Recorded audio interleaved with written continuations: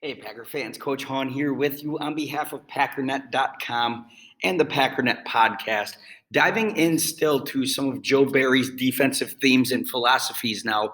For part 4 of this, we'll take a look at some of the different coverages oftentimes run in this defense when you have pressure applied by the front 5 or front 7, however you want to take a look at it.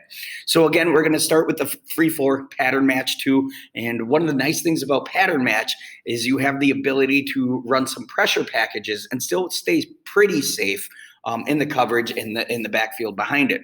So in traditional defenses, in traditional coverage drops, a lot of times you have to sacrifice a lot of coverage in order to bring pressure. So let's take a look at this 3-4, and let's imagine that this is just a base cover 2 and we're not going to pattern match it. Okay, so again, reminder, in cover 2, the corners have the flats, the backers have these hook curl windows, these safeties have over the top to that deep half. Okay, so if we're just playing a standard, what we call a country cover 2, there's not a whole lot of places that you can actually bring pressure from. Let's say we bring an outside backer. Well, now this hook curl window is open. So that's essentially what started the whole spinner kind of thought process, where you can spin a safety down, play some cover 3, then hopefully be able to bring him or play cover 1 or something like that. Okay. But the whole problem is anytime you're starting to bring pressure, you really start to sacrifice some of your coverage. And with NFL quarterbacks, if they can see that, they can hit that hot and that play can go for a long ways, right? So pattern match is actually pretty cool in that. And again, we'll stay with pattern match cover 2, and that it really allows you to be a little bit smarter on how you want to bring pressure or just bring various pass rushes, simply because you can start to dictate what the opposing offensive line can do as far as their protection goes. So let's just say in this setup, we're running cover 2 pattern match. A lot of times what teams will do in this is align 5 on the line of scrimmage. So the Vikings are really good at this. They do a lot of this sort of stuff. The Buccaneers do a whole lot of this. So it doesn't matter. Well, it does, but let's just say for this instance, it doesn't matter which ones you want to align here up on the line. Let's just say we're going to keep those outside backers in their windows, and we're going to bring up the 2 inside backers here. The reason this is so key is because now the offense can't run any pass protection they want. They have to now dictate to either a full slide protection, which means all the offensive linemen slide this way, okay? And they go ahead and take the blocks on this way, and then the tailback comes here and blocks this defensive end. So that's one of the ways you can do it. But teams don't like to do that because it puts a not traditionally great pass blocker here in the tailback. It puts him one-on-one with a defensive end who is traditionally a pass rusher. So it's kind of a problem in that regard. So teams try to avoid that. So instead, what this does is makes the offensive line switch to man protection or gap protection. Okay, so now usually they stick and steer this thing to man protection pre-snap, knowing that you're going to have one-on-one protection because the offensive line has to be able to account for all the dudes that could possibly come. Okay, so now that you have them in man protection, this is where you can get creative as a defensive coordinator. This is what Todd Bowles from the Buccaneers is so good at. Okay, he's going to show this look, and he might bring all 5. He might drop some. He might bring some, drop some, and bring a different guy. You just don't really know. So you stay in man protection. So let's just say he plays it safe and drops some. So now you have man protection here on the offensive line. You're only getting a 3-man rush, which isn't a lot.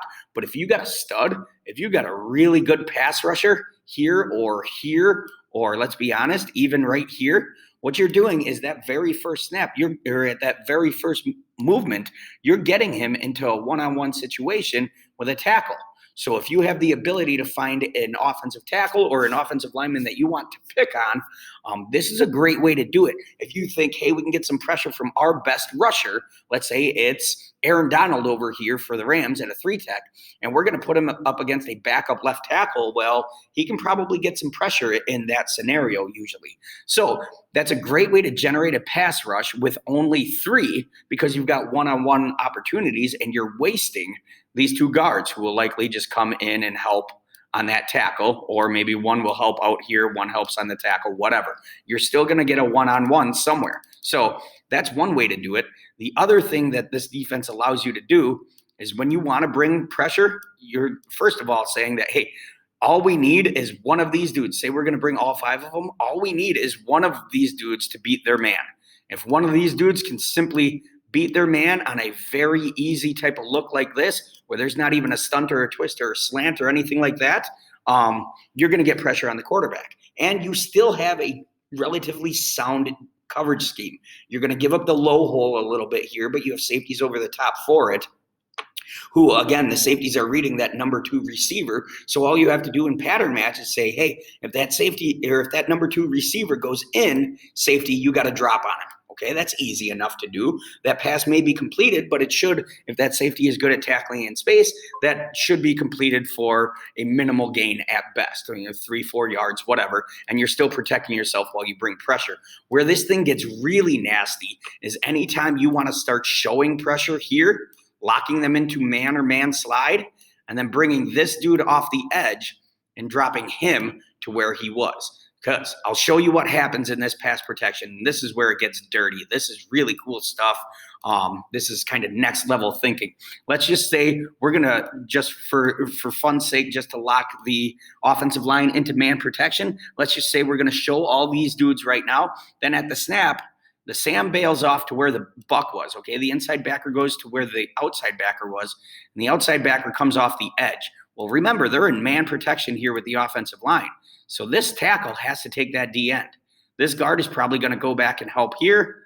This guy probably end up taking that Mike if he stays, and then there. So now you've got help down back at the nose. There's nobody really left to take this outside backer. He should have a free shot at the quarterback unless the tailback has to loop around, but that's a hard block for a tailback to make.